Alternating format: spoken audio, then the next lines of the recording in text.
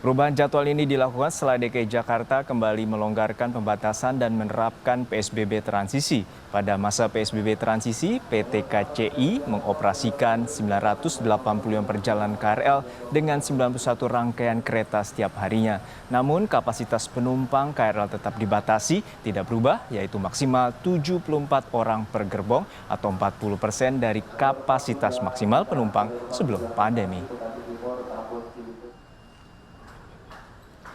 Untuk mengetahui informasi lebih lengkapnya, kita langsung bergabung dengan jurnalis Kompas TV, ada Zeki Rahmat di Stasiun Manggarai, Jakarta Pusat. Selamat siang, Zeki. Anda memantau sejak pagi tadi. Bagaimana dampak rekayasa jam operasional KRL yang dimulai sejak hari ini? Apa yang berbeda dari hari-hari sebelumnya, Zeki?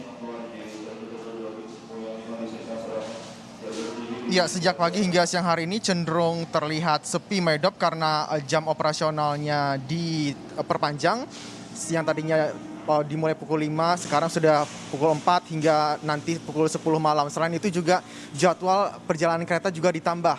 Jadi para calon penumpang lebih bisa bebas atau leluasa memilih jam keinginan mereka untuk pergi jam berapa ke suatu tempat. Jadi untuk ukuran satu gerbong pun sangat dibatasi karena tidak ada aturan yang berubah, hanya 40% maksimal dari aturan PSBB sebelumnya atau 40% dari kapasitas normal KRL komuter lain.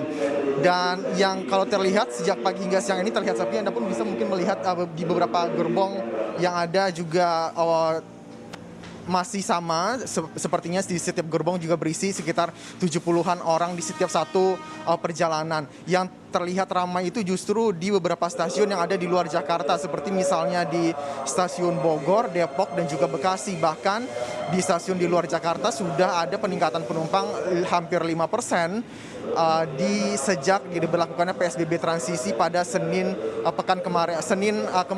Sementara itu untuk stasiun yang berada di dalam kota Jakarta sendiri sama sekali tidak terlihat ada lonjakan penumpang dan cenderung bisa mengurangi kepadatan penumpang karena itu tadi jamnya operasional ditambah dan perjalanan KRL-nya pun diperbanyak yang tadinya sebelumnya dipersingkat atau dikurangi begitu karena PSBB ketat yang diberlakukan oleh Pemprov DKI Jakarta beberapa waktu yang lalu.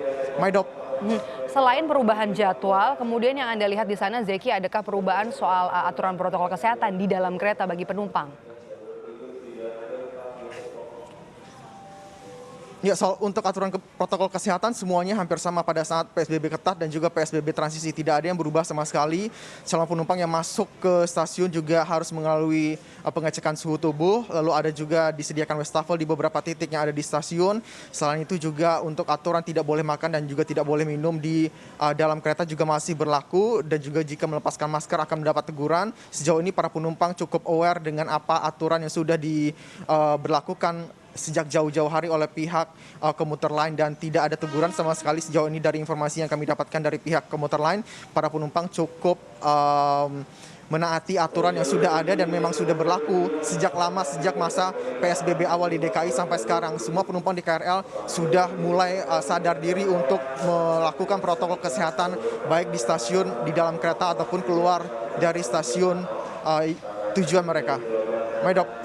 Terima kasih laporan Anda langsung dari Stasiun Manggarai, jurnalis Kompas TV, Zeki Rahmat melaporkan.